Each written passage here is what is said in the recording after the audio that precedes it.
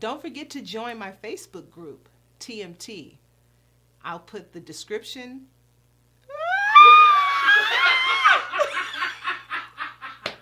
I just knew I had it right.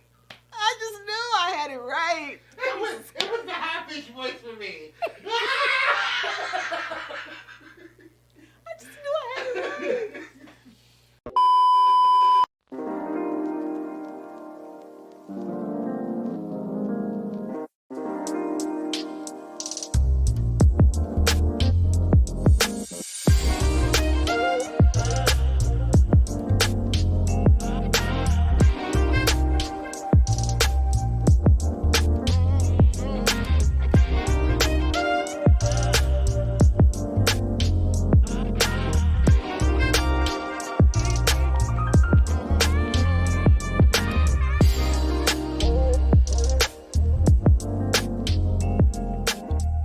Hi, it's Kim, and I'm back for another week of 10-minute tips for your relationships.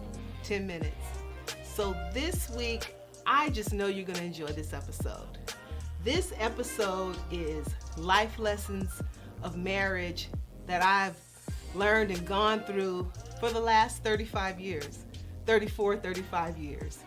I tell you, it's been an experience.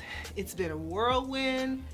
It's been good, it's been bad, it's been up, it's been down, but there are just about 10 things that I want to share today because I think I've probably learned a million over the years. But today I'm just going to share 10 things that I've learned over the last 34 years of marriage. I hope you enjoy it, but most of all, I hope you use it for your benefit, for your relationships, for your marriage, for your family. Just use the information. Life lesson number 1. I have learned over the years, if nothing else, I've learned how to forgive. Yes, forgiveness is vital. It's necessary. It's key to a successful relationship, a successful marriage. I mean, being a parent, being a coworker, being a sister or a brother, being a friend. Forgiveness is important. It's necessary. We have to forgive. Forgiveness is everything. So over the last 34, almost 35 years, I've learned how to forgive. And I just haven't learned how to forgive my mate, but I've learned how to forgive myself. And that's so important. Is sometimes we make mistakes and we fall, we fail, we do things we shouldn't, and we have to learn how to forgive ourselves. Forgiveness is key, and it prevents resentment in the relationship. So forgive, do it freely, give forgiveness freely. It's not easy, but it's necessary. Number 2, the second thing, another thing I've learned in this 34 years of marriage is how to share. Yes, I have had to share all my life. I'm the oldest of 5 children, and so of course, as the youngins kept being added to the family, I had to learn how to share. I had to learn how to give. I had to learn how to give and take. And in my marriage, I had to learn how to share. And so sharing is very important because when you get married to a person, they come with a family. They come with friends. They come with, things that they were doing in their life. And so you have to learn how to find your way in that and share. When we started having children, I had to learn how to share. My husband's a pastor. Oh my God, I had to learn how to share. So sharing is very important. Number 3, yes, I've learned how to communicate. I'm still learning how to communicate, but communication is very important in 34 years of marriage. Now, we didn't start out communicating just right, but we have learned how to talk to each other, listen to each other, be there for each other over the years. I really like to tell couples, talk to your mate, talk with your mate, and talk for. Yeah, talk for or speak up on your mate's behalf. Be there for them, have their back. Communication. And the hugest part of communication, we can't say it enough, is listening.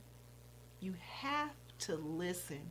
And not just listen, but you have to listen to get an understanding, to make sure that you're really hearing what that person is trying to convey.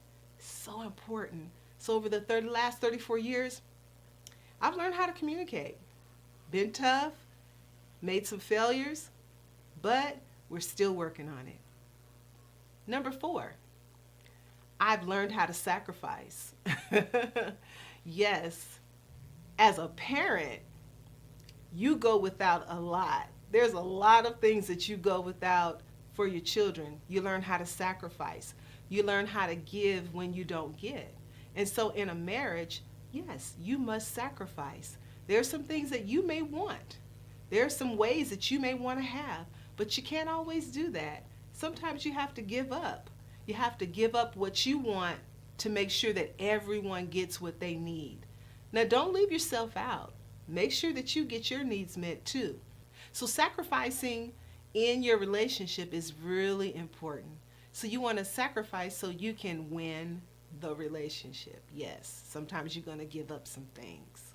Number 5, compromise.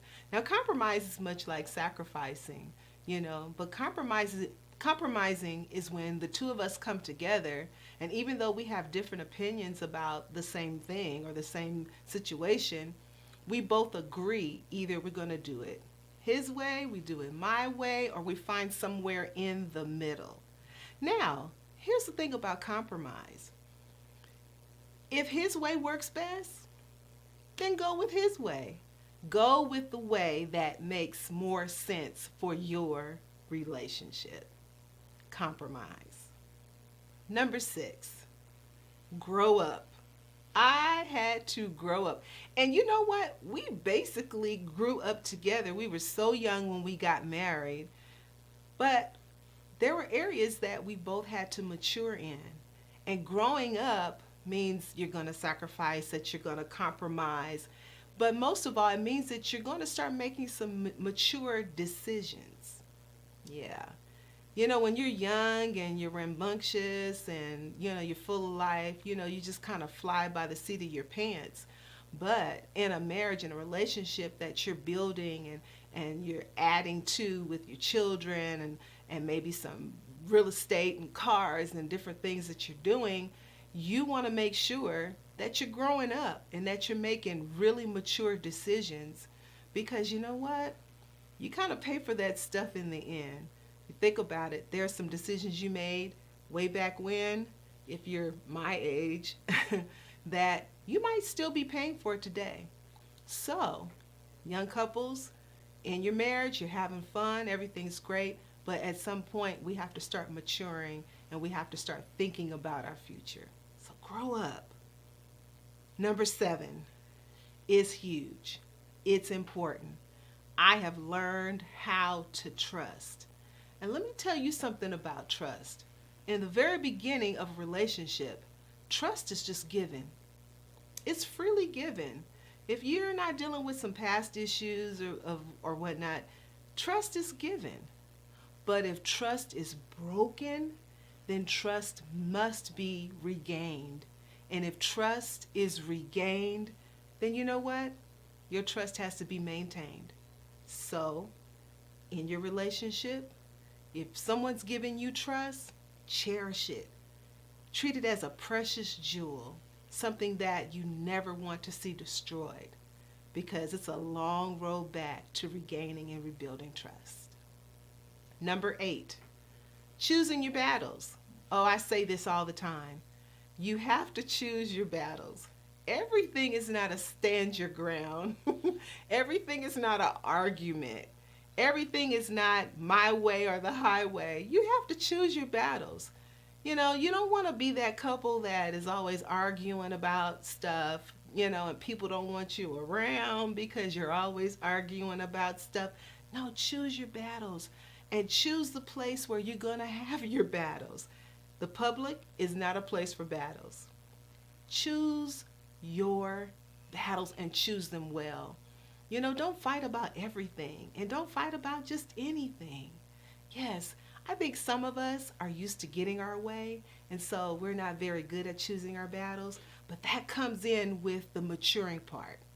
So mature in your maturity, and you're getting better at being a grown-up in your relationship. You're going to have to learn how to choose those battles. Number 9. Number 9 probably should have been number 1, but it isn't. But I've learned how to pray. Over the years in my relationship, in my marriage, just the different years, 34 years, that's a long time.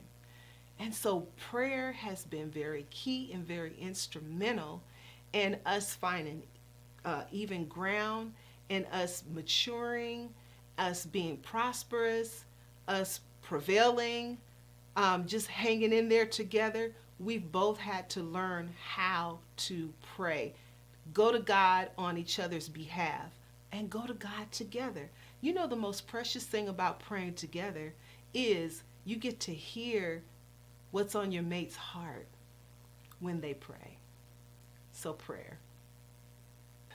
And number 10, last but not least, and probably the most important one for me right now, is in these 34 years of marriage, I've learned how to teach. Whenever you learn a good lesson, whenever you get some good wisdom, you should teach it. You should share it. I've learned how to reach out and teach others. I've learned how to share my experiences and not be ashamed either. My wisdom that I've gained from those experiences, yes, teaching. So whenever you learn a good lesson, be willing to share it and teach it to others. These are my 10-minute tips. These are just 10 things that I've learned over the last 34 going on 35 years of marriage. Trust me, there are more, and we'll share those at another time. Take care and stay safe.